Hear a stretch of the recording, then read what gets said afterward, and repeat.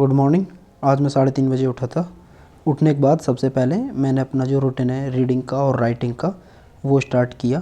पहले मैंने जर्नल लिखा, अपनी टू डू लिस्ट बनाई और मैंने दी हैबिट बुक है उससे थोड़े से पेज पढ़े। शुरू में मैं 5-6 पेज पढ़ लेता हूँ मॉर्निंग में ही, और उसके बाद मैंने जर्नल लिखा अपना। ये हैबिट उतना ज़्यादा डायरेक्टली बेनिफिट नहीं देती है हमारे एग्ज़ाम से रिलेटेड, बट हमें एक रीडिंग करने से, अगर आप सेल्फ हेल्प बुक ऐसी पढ़ते हैं स्टार्टिंग में देखे शुरुआत में ही, तो आपको एक सेंस ऑफ डिसिप्लिन क्रिएट करती हैं। और जर्नल लिखने से एक सबसे अच्छा फ़ायदा ये होता है कि जो आप इंग्लिश रेगुलर टच में रहते हैं आप जब उसको लिख रहे होते हैं, क्योंकि जब आप इंग्लिश बोल रहे हैं तो आप ग्रामर का यूसेज बहुत बेकार करते हैं। मैंने देखा है कि कई अच्छे जो स्पीकर्स होते हैं वो भी ग्रामर को ट्विस्ट कर देते हैं, बट जब वही लोग लिख रहे होते हैं तो ग्रामर का पूरा ध्यान रखते हैं। और जब जर्नल लिखता हूँ मैं तो उस ग्रामर का ध्यान रखता हूँ, और जब उसको रीड करता हूँ तो कई बार पता चलता है कि मैं कई वर्ड गलत यूज़ कर जाता हूँ या कई वर्ड्स की फॉर्म गलत यूज़ कर जाता हूँ। अगर मैं थोड़ा सा पॉज ले लेता हूँ तो फिर मैं उसको एक सेंटेंस क्रिएट करके लिखता हूँ एक अच्छा स्ट्रक्चर वे में। उसके बाद मैंने पुशअप्स लगाए, क्योंकि मॉर्निंग में ब्लड पंप अप करना ज़रूरी है, तो मैं एक सेट पुशअप्स का तो ज़रूरी लगाता हूँ, भले ही मुझे एक्सरसाइज करनी हो या ना करनी हो। कल 1 मार्च में मेरा मॉर्निंग की शिफ्ट में एटीएम वाली में एग्ज़ाम था। मैं सेंटर पर पहुंचने वाला ही था 7:30 बजे, बट इतनी ज़ोर से बारिश आई रास्ते में कि पूरा भीग गया मैं, और फिर पूरे एग्ज़ाम भीगा रहा। पूरी तो मेरी जीन्स भीग गई थी, शूज़ में पानी भरा हुआ था, जैकेट वगैरह सब गीले हो गए थे। बट ओवरऑल हमारी शिफ्ट जो थी वो इजी थी, क्योंकि उसमें ज़्यादातर लोगों ने रीजनिंग में तो 35 किए होंगे और इंग्लिश में तो 30 कर ही देते हैं, क्योंकि टाइम उतना मिल जाता है। और इंग्लिश भी ईजियर साइड बोल सकते हैं, क्योंकि उसमें पैराजम्बल नहीं आया था, उसकी बजाय सेंटेंस रीअरेंजमेंट आए थे। बस जो एरर डिटेक्शन थे वो थोड़े सही लेवल के थे। और क्वांट में 31 के आसपास अटैम्प्ट्स होने चाहिए, 30 तक। अगर 27 to 30 के पास अटैम्प्ट है, क्योंकि उसमें 1-2 क्वेश्चन बड़े थे जिनमें टाइम लगता, लेकिन बाकी चीज़ें इजी थी। जैसे कि क्वाड्रेटिक इक्वेशन कुछ ज़्यादा इजी आई हुई थी, बट अर्थमेटिक के क्वेश्चंस भी थे, थोड़े से ठीक थे। तो मैं उसमें 31 अटैम्प्ट किए थे क्वांट में। मैंने इंग्लिश में मैंने कोशिश की थी कि मैं डबल वेरीफाई करके ही करूं क्वेश्चंस को। 30 क्वेश्चंस अटैम्प्ट किए थे, बट उसमें इंग्लिश में डाउट तो रहता है एक बार के लिए। रीजनिंग में मैंने 35 किए थे, 1 मिनट 29 सेकंड के आसपास बच गए थे मेरे। बट रीजनिंग में आप क्या ही चेक कर सकते हैं, इनक्वालिटीज़ चेक कर सकते हैं जाके वापस कि हाँ सही टिक किया नहीं, या फिर स्लोग चेक कर सकते हैं, क्योंकि पजल वगैरह तो आप डायरेक्टली चेक नहीं कर सकते।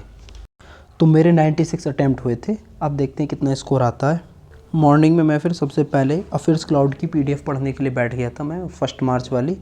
क्योंकि मेरे को प्रॉब्लम ये है कि जो करंट अफेयर मैंने अब तक जितनी भी बार पढ़ी है सब एग्ज़ाम्स के लिए, पढ़ लेता हूँ बहुत ज़्यादा करंट अफेयर्स, बट उनको जब रिवाइज़ करने की बारी आती है तो बहुत टाइम लगता है, और कई बार अच्छे से डीप में रिवाइज़ नहीं कर पाता हूँ। तो मैं इसलिए सोच रहा हूँ कि हैंड रिटन नोट्स बनाऊँ मैं डिफरेंट सोर्सेज से। तो पहले अभी अफेयर्स क्लाउड को ट्राई करके देख रहा हूँ मैं कि उससे बनाता हूँ उसकी पीडीएफ को, कितना टाइम टेकिंग है या फिर कितना इफेक्टिव रहता है वो चीज़।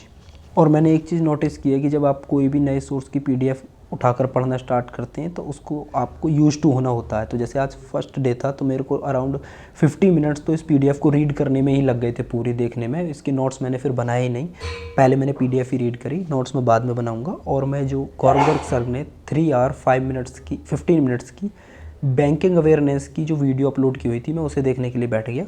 वो वीडियो मैंने 1 गो में 2 आवर्स की देखी है अभी तक, और वो 2 आवर्स की वीडियो देखने में और साथ में नोट्स प्रिपेयर करने में मेरे को 3.5 घंटे के आसपास लगे थे। तो और मैं एग्जॉस्ट भी हो गया था तब तक नोट्स बनाते हुए, क्योंकि पहले तो मैं न्यूज़ सुनता था अच्छे से, फिर उस पूरी न्यूज़ सुनने के बाद में जो चीज़ें मेरे को नोट करनी होती थी अच्छे से, जिससे कि मैं छोटा छोटा लिख पाऊँ, ज़्यादा डिटेलिंग में नोट्स बनाऊँ, जिससे कि ज़्यादा पेजेस ना हो। ये 2 घंटे की वीडियो मेरे एक A4 साइज़ के पेज के दोनों तरफ और एक दूसरी तरफ में ही आ गई थी।